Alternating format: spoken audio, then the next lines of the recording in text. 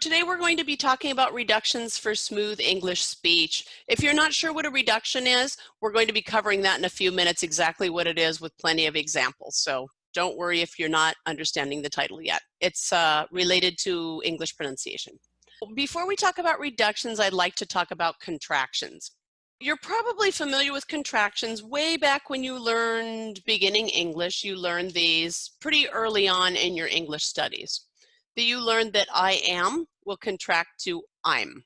I have to I've, I will to I'll, you are your, we have, we've, they will, they'll. Okay. So you'll notice that we have removed a sound and actually a letter or one or more letters and replaced it with an apostrophe where we've removed the letters. Now these are official contractions that you do see in writing sometimes. And you usually hear them in speaking. I would say, well, it's hard to estimate, but most of the time we use contractions in our speech. It makes it easier, it's faster to speak, it's more efficient. So you'll commonly see contractions in be, have, and will. And you'll also commonly see them with question words. Where is contracts to where's, what will to what'll, what did, whatted. Now I put a little star next to whatted there because you never ever see that written. It's not an official written contraction, but you certainly hear it. Whatted. If you listen carefully to native speakers when they're speaking, you'll notice that there are all of these additional contractions, or maybe we'll call them reductions since they're not official. They exist in spoken English. And then not, you're probably familiar with did not, didn't, are not, aren't, cannot, can't, will not, won't, and there's a lot more. These are just a few kind of examples of what you typically see and hear. Okay. So common questions I get on contractions. My English teacher said not to use contractions. They're not correct English. Well, I hear this a lot where English teachers, I think especially in other countries, tell students not to use contractions. They're not proper English. And they may actually have said that, or they may have said something and the student interpreted it as something else. So generally we're taught that contractions are used in spoken English and are not considered, well, I wouldn't say standard written. We do use them in writing in more casual situations like in texts, in maybe emails to people you're very familiar with, and maybe handwritten cards and letters amongst family. You'll definitely use contractions. But if you're writing an essay or formal writing, you'll want to avoid contractions. Aren't contractions lazy speech? Yes, I hear that a lot too. Well, basically all speech is communication. And over time, we start omitting sounds to make things easier and quicker and faster to communicate. So you might say it's lazy, or you might just say, oh, we were just being more efficient. So there's really not a stigma on using contractions in terms of being lazy. It's just what we do as native speakers. Are contractions used in formal situations? Yes and no. So if you are giving a speech or teaching a class, the tendency is to speak more clearly and slow down and enunciate very clearly. So you'll hear fewer contractions and fewer reductions in speeches and lectures, but you'll still hear some of them. So they are very much part of our speech. Even former President Obama uses contractions when he speaks, and he's generally regarded as a very good public speaker. So a couple of quotes from him.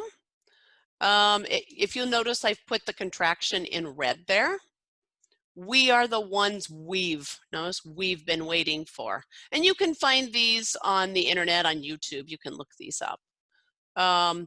If you're walking down the right path and you're willing to keep walking, eventually you'll make progress. So even very good public speakers are using them in their public speaking.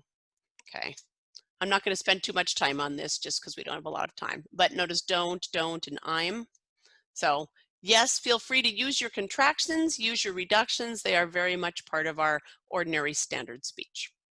Okay, A little typical conversation. I'm going to go through pretty quickly here. This is a little conversation between two students. I did take out a bunch of the lines just to condense it all onto one page and just give you a sample. So notice how often we're using contractions. Hi, I'm Nancy. What's your name? The contractions are all in red there. I'm Jerry. You're in my English class, aren't you? Yeah, I've seen you there. Where are you from? I'm from China. How about you? I'm from Mexico. How long have you been in Seattle? Now you may be seeing some contractions you're not familiar with, like long of. That's not an official written contraction, but it's definitely said in speech. How long of instead of how long have. Okay. Let's see. Weave. There's a weave there. I'll. It's. And oops. All right. So all the red ones are your contractions there. And you'll also notice some reductions inside there. Have to, see ya, got any plans and instead of have you got. So this is all very common, a very casual conversation here. What I also wanted to review with you guys is the pronunciation of a couple of these, because I know the people I work with always have trouble with I've and I'll. Right? So the third line down where it says, well, let me go back to it here. This one, I've, tends to be really difficult for people, and they tend to say things like, I see you, I seen you. Right? I hear this a lot. I seen you, where to a native speaker that seems kind of uneducated speech. And you may be thinking you're saying it correctly and you're just somehow leaving off the V because it's difficult. So let's practice that for just a moment. You want to make sure that V, to pronounce the V, that your upper teeth are on your lower lip. I've. So you'll want to make a little note of this one and keep practicing it until it starts feeling comfortable.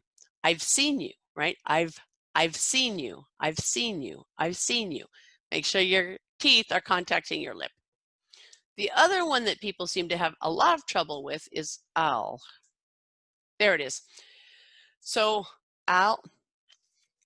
There are a couple of different possible pronunciations here. You might hear a full I'll, where you're actually pronouncing the whole I'll. This is I will, right? I will probably just work.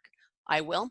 So I'll, or even shorter and more contracted, you'll hear I'll, which sounds like A-L-L, I'll probably just work,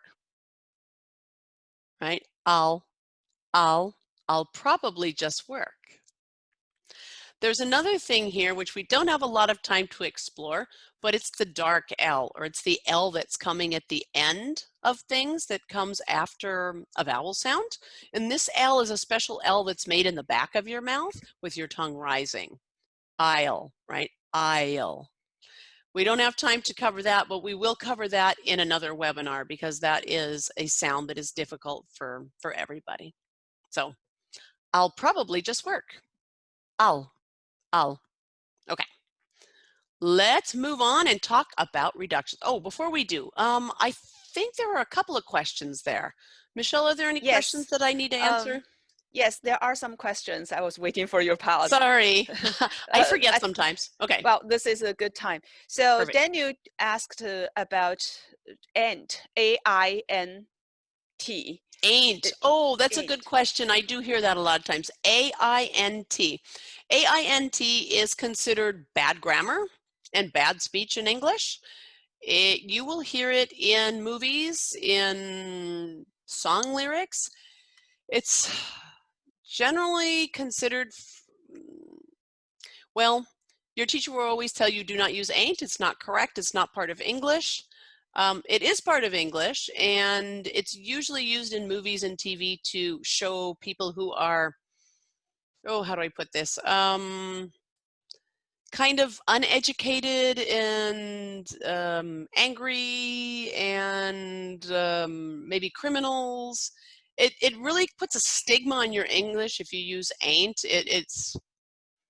I mean, you'll hear it kind of in a rebellious type of attitude also in things like songs too. So beware and pay attention when you're hearing it in the movies. They're trying to portray your characters in a certain light as being like uneducated, lower class, kind of criminal, that sort of thing. And that's kind of a generalization. You definitely will hear ain't in some dialects, but there is quite a stigma attached to using it. So kind of suggest avoiding that. Yeah, just continue this one. And Daniel says, people who says and will also say, I don't know nothing. Exactly. So yeah, it's again kind of showing, this is not considered correct grammar. And I mean, it definitely has its place, and there are people who speak that way, and that is their native language and how they speak. It's not considered educated English. So just So so in you're that, kind of aware of what it is. so in that case, should we say, am I not instead of and? Oh, What's the right way to say it? like, I'm not. I am I'm not. not. I am not. I am You'll not. hear like, I ain't your friend, right? I mean, it's usually kind of coming out as being angry. I ain't your friend. Like, I ain't doing that, So I am not is, or I'm not. I'm not. Yeah, Okay, I'm not. great. Perfect. And there's another question just to from Ken trying to confirm something. So it's not good to write those contractions in writing, such as email. Is that correct? Okay, things kind of are changing and evolving. Email is one of those types of communication that is, well, it didn't exist in the past when our teachers were telling us that not to use contractions in writing. So the question is email formal? Is it informal? What kind of communication is it? I use email all the time for business purposes, right? And I use contractions in my email. I think email is not so formal that you would not use them. But if I was writing an essay or a formal paper or what else, certain maybe business type things, I would probably avoid them. But emails, that's one of those gray areas, meaning that there's not a definite answer on whether you can or can't. I use them personally in my emails. It's just kind of habit for me. So I mean, unless you're maybe applying for a job and you're trying to be really, really formal, like writing a cover letter, in that situation, we'll avoid your contractions and be formal. But in other casual day-to-day conversation, go ahead and use contractions. Okay, the last question, I will just be very brief and we move on. Edney asked, and is also used for isn't and aren't. Oh, ain't again? Uh-huh. It's different, right? Yeah, so basically, ain't is not considered good grammar, and you'll find people that say like, instead of you weren't, you wasn't. That they're just, and these are native English speakers that sometimes are just not using the standard grammar, and the area where they've grown up, that it's common to hear those variations, and so it's correct and normal for them to hear, but it's not considered educated by the rest of the nation. So So and so the conclusion is and cannot replace isn't. well, Aren't. yeah, you'll hear that too. You ain't. She ain't. Yeah, you'll hear that. You can hear that. You may, and this is something that you're going to hear in movies when you, but also you'll look at the characters and how they're usually portraying those characters as being very poor and very uneducated. So that's kind of what they're trying to show there. So it Okay, does exist. Yeah. my takeaway is we just Don't use it. don't use it. Don't use it in your Okay, speech. good. You know it's there. You understand what it means. Don't use it yourself. Good. Okay. Let's move on. Let's Thanks. talk about reductions. Awesome. Okay. So reductions. What does it mean to reduce a word? So reductions are basically exactly the same as a contraction. They're just not usually seen written. And yeah, I'm just going to show you here, and you'll get an idea of what they are. They're not the ones you see in textbooks. They're things like wanna and gonna. Anyhow, they happen in very common expressions, and we say them so often that over time we've developed these shortcuts for faster, easier speech. And we remove sounds to make our speech more efficient. And you'll notice these are not reductions that only one speaker or a small group of people say. These are the same reductions you hear across the entire nation. Like all Americans use these. You can't just create your own reductions, right? There are very specific ones that we have that are in use. Okay, and you will notice that it takes more effort to produce certain sounds, like the T sound or the H sound. It takes more time and effort to produce them, so they tend to kind of drop out of speech, and then that contributes to the reduction. And vowel sounds, A, E, I, O, U, and all of their pronunciations, e, o, ah. We have many, many different vowel sounds beyond just the written letters. They lose their sound in unimportant words and in weak syllables. And that is a huge topic in itself, so we don't have time to talk about all of that and how it works. But just very briefly, notice that your vowel sounds will shorten to this quiet sound. We're going to talk about that in a moment. So our small, unimportant words reduce. Words like to are going to sound like t. Of, you, ya. Have will sound like or of. For, and, n. So we're going to go through a few of these in detail and practice them as well. We're going to start with to. But notice all of these little small words that are really not very important to hear, they will shorten, they'll reduce, just because they're just not important. They can almost disappear and you still understand the complete meaning of the communication. So reducing to. The O in to becomes that relaxed sound, which is called the schwa. And that's a big topic to also work on in another workshop. So that sound is like this. It's very quiet, it's very short, and it is made in the middle of your mouth with everything just very relaxed. That's kind of our neutral default sound in English. Each language has its kind of its neutral sound. Like if you're thinking, you'll be like, right? Where everything is relaxed in your mouth. You don't have any tension or anything really happening. You're just sitting there.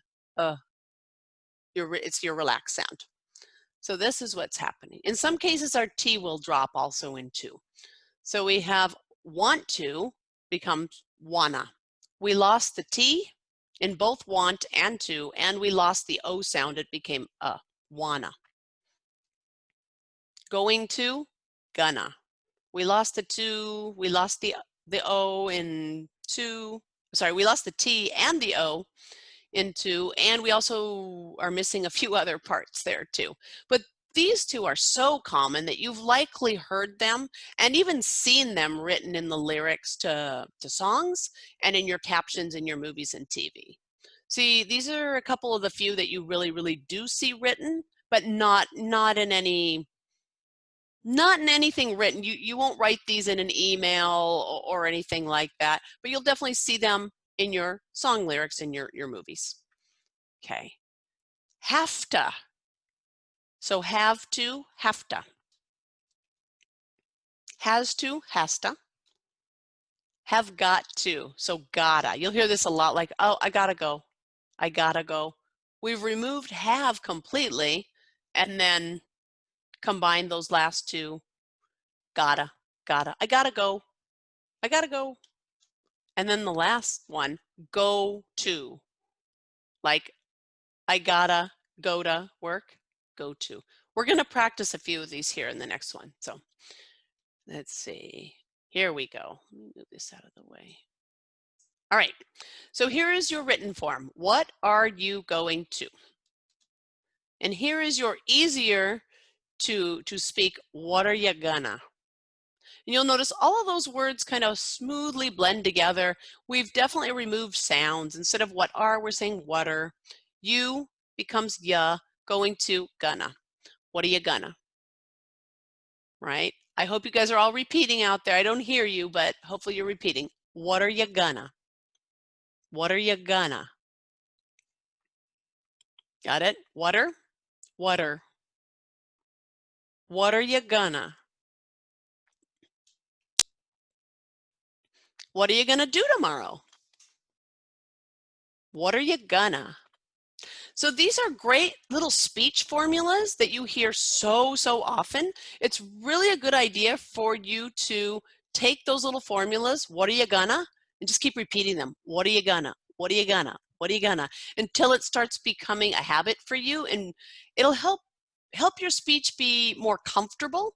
Instead of saying, what are you going, which takes a lot of effort, it'll help you speak English more comfortably. What are you gonna? What are you gonna?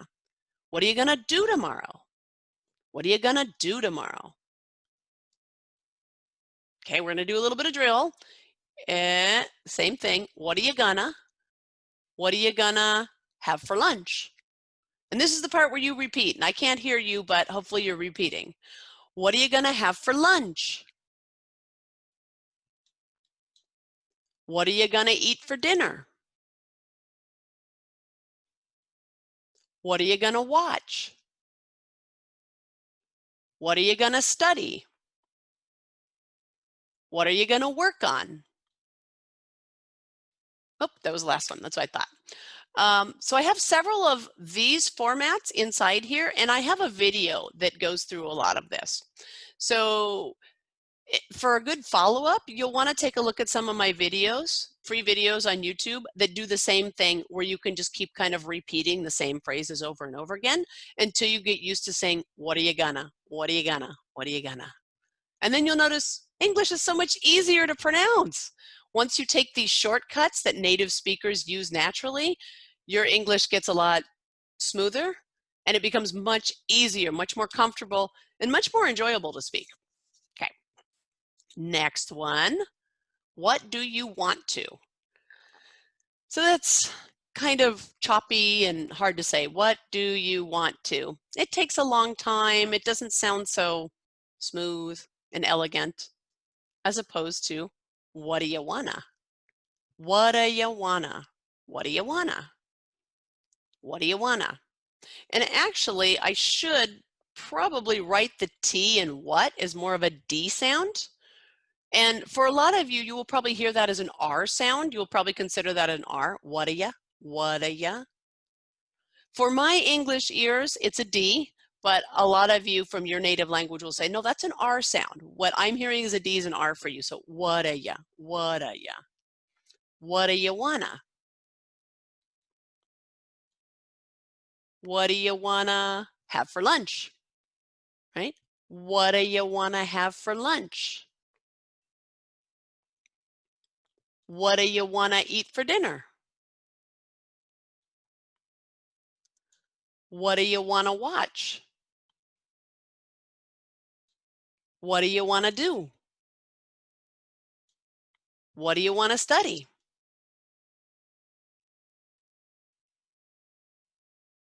All right, let's do another. Oh, there's one more. What do you wanna work on? Okay, after you've pronounced that several times, it starts becoming more natural and easier. What do you wanna? What do you wanna? It just smoothly flows together. So hopefully you're kind of catching on. It'll take a while and more practice for this to just become a habit for you. At the beginning, it's a little weird, but with enough repetition, it just becomes part of your ordinary speech. Okay, here's another one. I have to go to the, oh, it's just too many words, right? I have to go to the, oh my gosh, you're probably looking at that last one thinking, what? Go to the, I have to go to the, I have to go to the, I have to go to the, go to the. And again, actually that T in go to, it actually is softened to more of a D, go to. Or for you, to your ear, it might sound like an R, go to, go to, go to the, go to the. I have to go to the. I have to go to. Oh, not all of these have a the, notice. Some of them do, some don't. I have to go to. I have to go to work. I have to go to work. I have to go to class. I have to go to the dentist. I have to go to church. I have to go to the store. And I think that was the last one. I see some questions out there. So Michelle, are there any questions we need to answer? Yes, a question about the schwa. Isn't the schwa the most difficult sound in English to use and even identify it? It keeps on moving. Just 1 second. Okay. I demands a lot. It demands a lot of practice in order to command this sound, doesn't it? Absolutely. Yes, you're right. So the schwa is the most common sound in the English language in both American, British, other varieties of English. And it has to do with the rhythm of the language, and that any word that has more than, well, that has 2 syllables or more is likely to have a schwa sound in it, because any spelling of a vowel, A, E, I, O, U, A, I, O, U, any of those things, anything can convert into that short, relaxed sound when it's in a syllable that is not the primary dominant syllable. This is a huge topic, and for those of you who are not familiar with the schwa, you're going to say, I have no idea what you're talking about. This is super weird. But, well, there's a couple ways to think about it. If you study it and look at it, sometimes it gets so overwhelming that you just can't figure it out. If you start listening and kind of training yourself to just model after the native speakers, you don't even have to think about it. You just go, oh, I have to go to. You just automatically start incorporating that into your language without overthinking it. So there's kind of like, the awareness is good to know, what is the schwa? How does it work? What are they doing? But sometimes it just gets too overwhelming to try to study it and dominate it that way, or master it that way. That's why I kind of like the idea of just kind of the drill of going, I have to go to, I have to go to. After a while, you just integrate that into your speech without having to think too hard about it. So, yeah, it's a big topic. We'll talk about the schwa another time. Yeah, schwa is pretty hard, and for It me, is. I think the awareness is the first step. Mm-hmm. So now I can hear other people's schwa in their words, but I probably haven't really Mm-hmm. adopt it that much, right? For me, clear English is the first step. Yeah, I agree, Michelle. I think what happens is people, if you're really looking at it from a like a reading and writing study perspective, I don't think you're ever going to master that schwa. If you just keep looking at books and trying to understand the rules and trying to figure it out, you're never really going to get it. You're going to kind of get it at an intellectual level, but you're never going to get into your speech until you start really imitating native speakers and modeling your speech after the natives. That's when it just becomes automatic in your speech without thinking about it. Mm-hmm. Here's a question about a gotcha. What Hmm. about gotcha? I Gotcha. gotcha. I I gotcha. gotcha is meaning like I understand. It's a very slang form of saying I understand. It is I got you, I gotcha.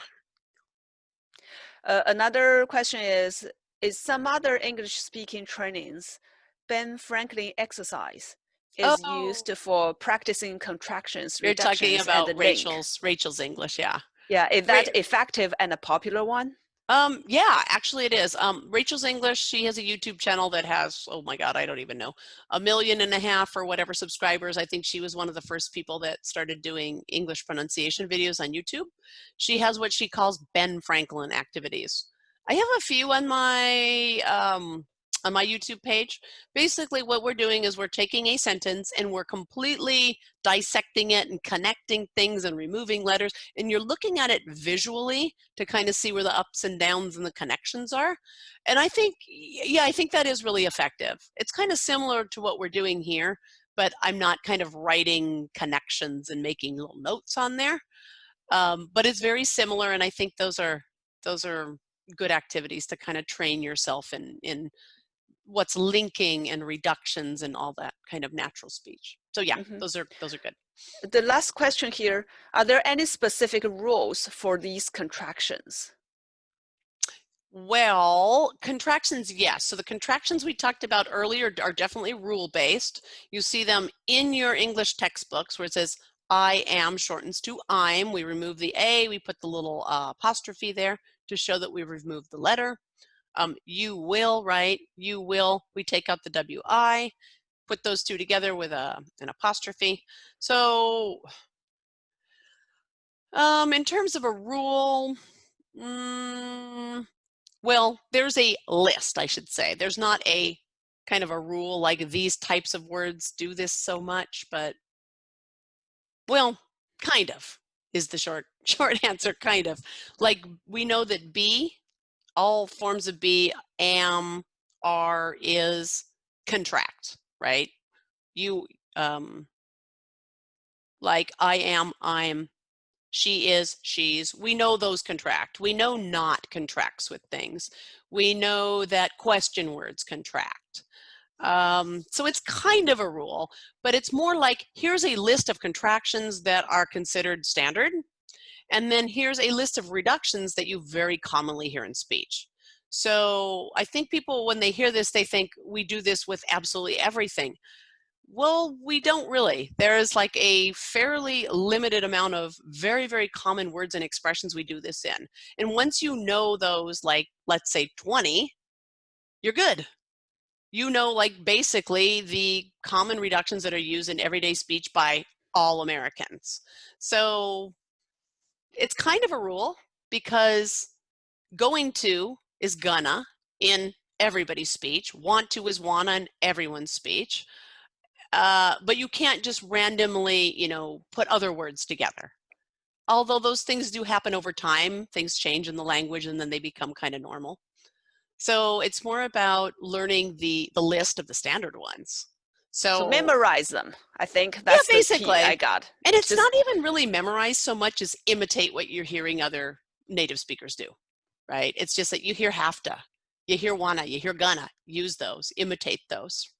So the list is small, surprisingly. There's not a huge list of these. So okay, let's move on. Thank you.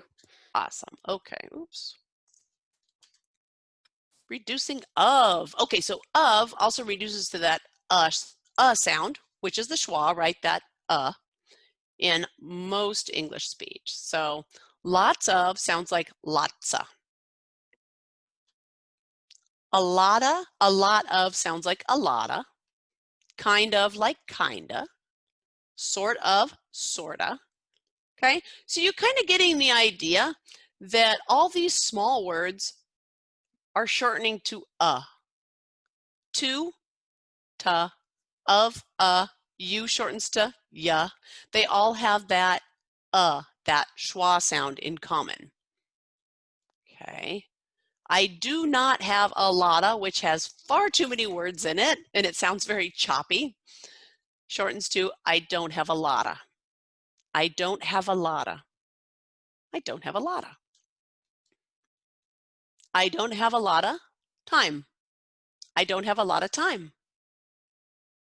I don't have a lotta. And again, what you're seeing as T's on the screen could be easily written as D's, or in your ear, you may be hearing them as R's, right? Lotta, lotta, lotta. I don't have a lotta. I don't have a lot of time. I don't have a lot of money. I don't have a lot of food. I don't have a lot of problems. I think that's the last one.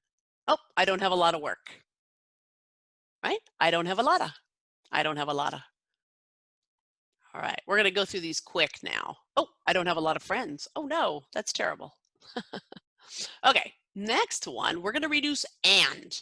This is fun, people love this one. Okay, and sounds like in. It sounds just like the preposition in. You cannot distinguish them in speech at all. But you will know if it's and or in based on the context. It's very easy to tell. So, have you tried any of these common foods you'll find on American menus? Mac and cheese, mackin, mackin, right? Mackin. You'll notice we even write it as a contraction. We write the N with an apostrophe before it, showing that we have removed the rest of the word. And it sounds like mackin, mackin, mackin, mac and cheese, or macaroni and cheese. But you never hear anybody say macaroni and cheese. You just never, ever hear that. Or mac and cheese. No, it's mac and cheese. Mac and cheese. Fish and chips. And you will see fishin' written exactly like this on menus with no I-N, or sorry, no A-N-D, but actually the N with the apostrophe. Fishin', fish and chips. Fish and chips. You will see that on, well, if you're in any sort of a American restaurant, brew pub, anything in the Northwest, you will see this on every menu. Fish and chips. Burger and fries, you'll hear this more. You won't really see this written, but you'll hear it. I want a burger and fries. Burger, hamburger, burger and fries. Ham and cheese. That's really common too. Ham and cheese. Hammin. Oh, anybody, let's see, California people, anybody who's lived in California, you'll recognize In-N-Out Burger. It's in and out, basically, would be the original, well, not the original, but the, I guess, what it's trying to say is you get in and you get out very quick. It's fast, right? So it's in and out, in and out. So that is officially on their sign, their logo, their business name is In and Out, In and Out, In and Out, right? Can you guys pronounce it in and out? Okay. So can you think of any other pairs of things that you would reduce the word and? Things that commonly are seen together. And this can be any category. There's a lot of foods that do this. Two things that combine that are always seen together. It could be foods. Could be other things. I made a list for you guys, actually. Mom and dad. Things that always go together, right? Mom and dad. Brother and sister, right? So you're not going to say my mom and dad. It just takes far too much effort to do that, right? My mom and dad. You'll never hear a native speaker say that. Mom and dad. Mom and dad. Brother and sister. Oh, more foods. Bacon and eggs. Two things that always go together on menus are bacon and eggs. Bacon and eggs. Salt and pepper. Cream and sugar. Talking about coffee. What would you like in your coffee? Would you like cream and sugar? Cream and sugar. For birthdays, it's cake and ice cream. Cake and ice cream. Night and day. These you may not understand. Night and day is kind of an expression of two things that are opposites. It's night and day, absolutely opposite, night and day. Two things that are completely different, completely opposite. They are night and day. Black and white. Take out your pencil and paper. Pencil and paper. Okay. I see some questions. What do we need to, or are people putting examples? Well, yeah, people put black and white as an example. Awesome. And there's a question about this of. Can of be reduced to e or eve? I think that's maybe or of. Can of be reduced to letter e or ev? EV. Is there an example of that? Are we talking about have, maybe? H-A-V-E being reduced to V-E? OF. So I think it's more about the OF sound. Can okay. OF be Usually it's either going to be or of. It will sound like a V, actually a V rather than an F, right? So you want your teeth on of. Sometimes you hear of. More often you're probably going to hear kinda. Instead of a kind of, it's kinda, kind of. Mm-hmm. A lot of. So of can sometimes become a or of. Oh, definitely, yeah. And there are some examples people write here. Cup of coffee. Oh, cup cuppa Cuppa. coffee, right? Cup of coffee, that's a good example. Cup of tea. Cuppa. And even I believe it's the Brits, I believe, that say a cuppa. They just call it a cuppa, and that means a cup of tea. Cuppa. I believe that's Brits that do that. Would you like a cuppa? And here's a very good question. In what situations we go for unreduced and, A-N-D? Oh my goodness. Well, in this case, we have a pair of things. These are two things that always come together. Okay, so the and is in the middle. You'll notice it's a pair. They're nouns. It's mom, and it's a noun. It's a person, a place, a thing. There's two of them. They're together. And that's a really good question, because when you are saying, well, okay, today I am going to talk to my friend, and I'm going to go to the grocery store, and in that case, you're just connecting sentences, or you're connecting clauses together. And is used in a different way. Well, it's used to add something, right, in addition, but notice here, these are pairs of things, right? So these are things that are linked together very closely as a pair. In the other situation, we'll more fully pronounce the and when it's connecting like whole sentences. Mm-hmm. What about connecting two people? For example, Nicole and I will do this together. Yeah, true. Do Okay, we yeah. Nicole and contract? I. Yeah, it's likely going to reduce to an N. Nicole and I, Michelle and I, Michelle and I. So these are really good questions, and I really encourage you as a follow-up to be listening.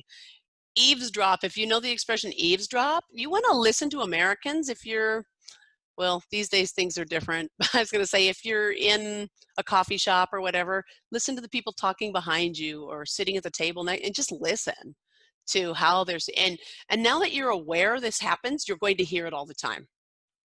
Once you know it exists, you'll hear it all the time now. Before you know it exists, you don't even notice it. So We have 10 minutes left. Let's I know, move on. let's move on. I want to talk about the disappearing H, which is super cool and something that most people are not aware of. So the H in the following pronouns usually disappears.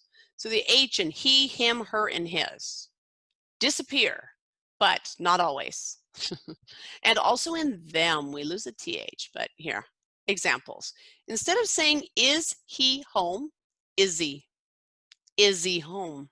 You'll notice that the H has been removed. It takes too much effort to produce an H. So when H's are kind of in the middle of things, they tend to disappear when they're in he, him, his, her. Okay. I like her. I like her.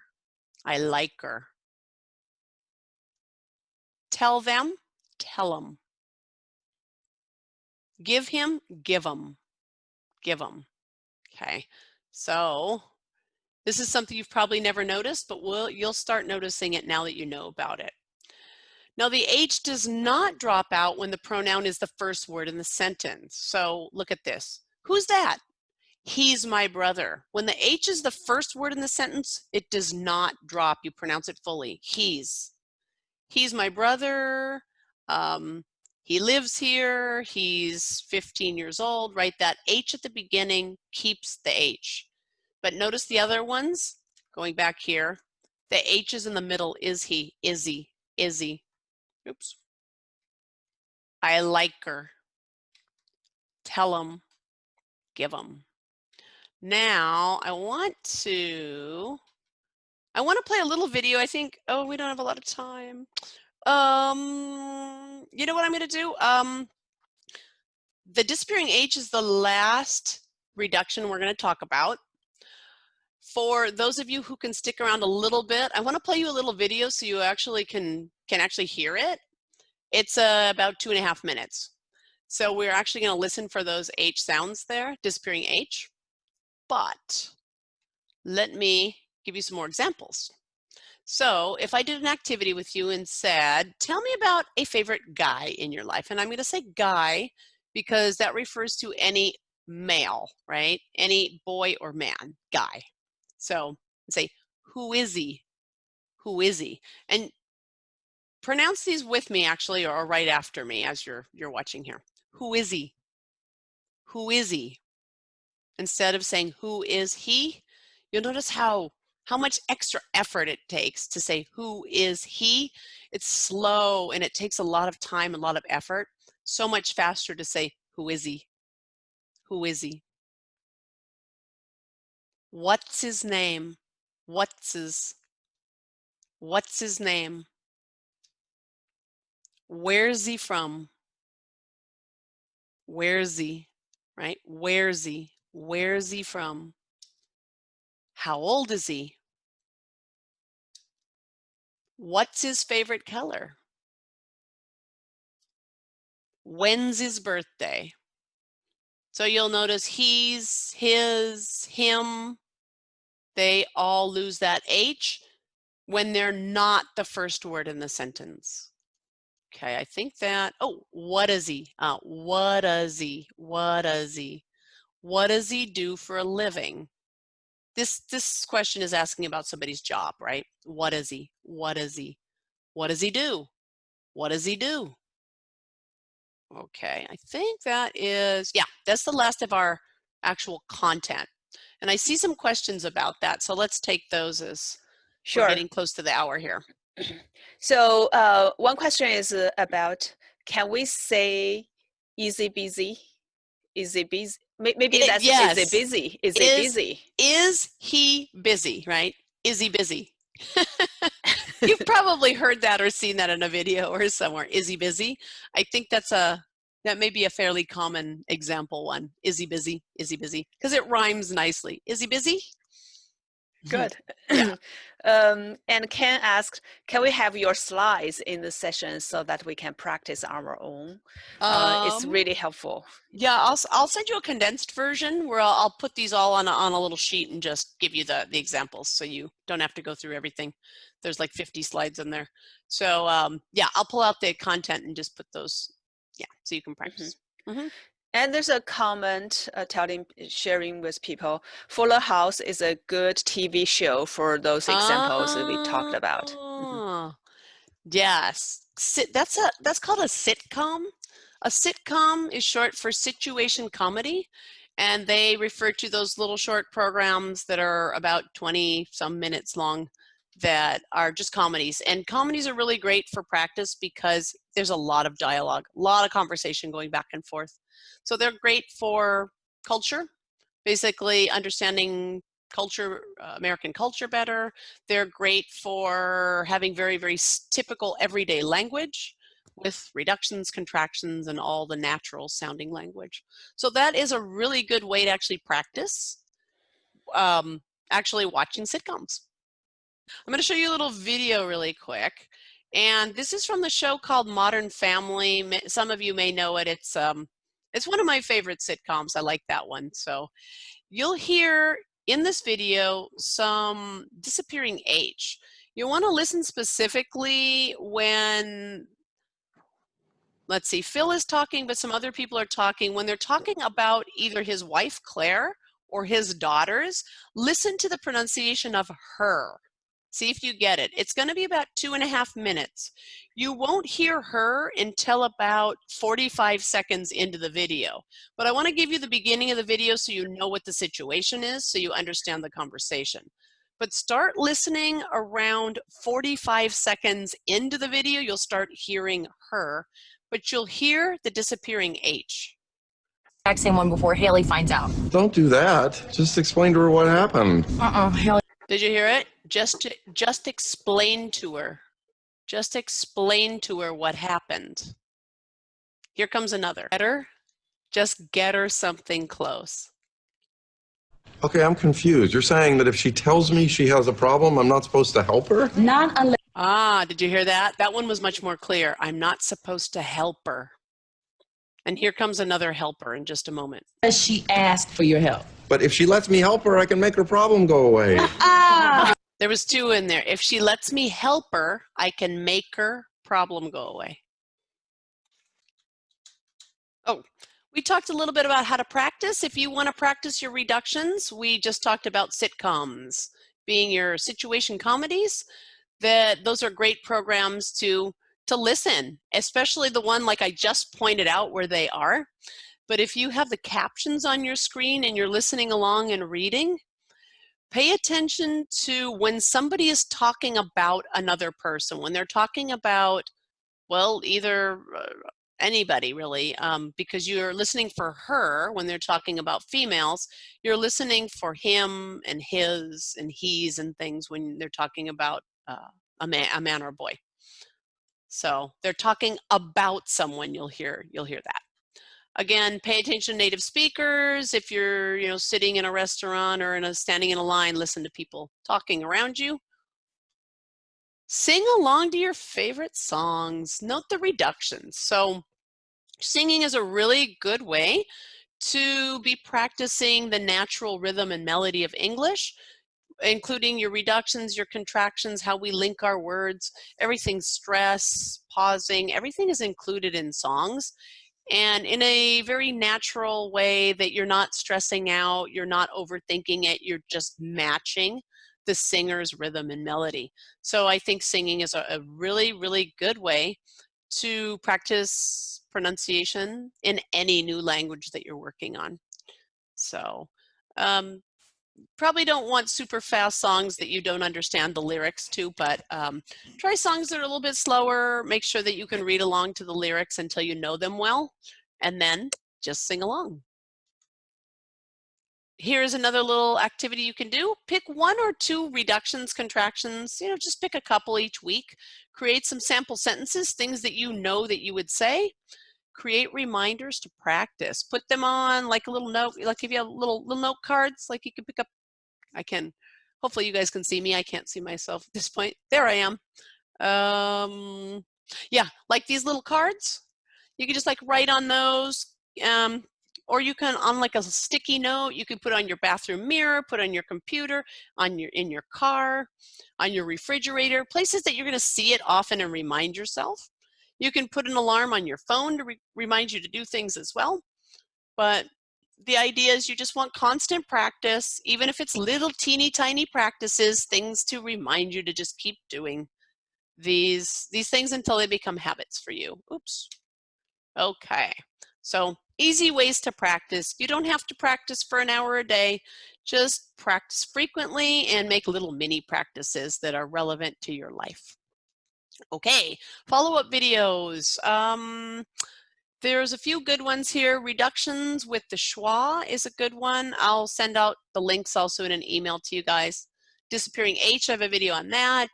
How to speak more smoothly does a lot of those patterns we were doing earlier. What do you wanna? What are you gonna do? Those sorts of things. I have a couple of videos that have a lot of those that you can just keep practicing. So please check out my YouTube videos. You can find me obviously on Facebook, LinkedIn, and all those other social media things. Thank you for participating. Thank you for attending. Let me know if I can help you guys in any way. Feel free to contact me. Yes, I will send out that song booklet as well. Thank you, Nicole, so much. Thank you All so right. much, Nicole. I really All right, appreciate thanks, your guys. Have a help. good day. Bye-bye. You guys Have a good too. day. Okay, have a Bye. good weekend. See you later. You too. Yeah. Bye-bye. Okay, bye.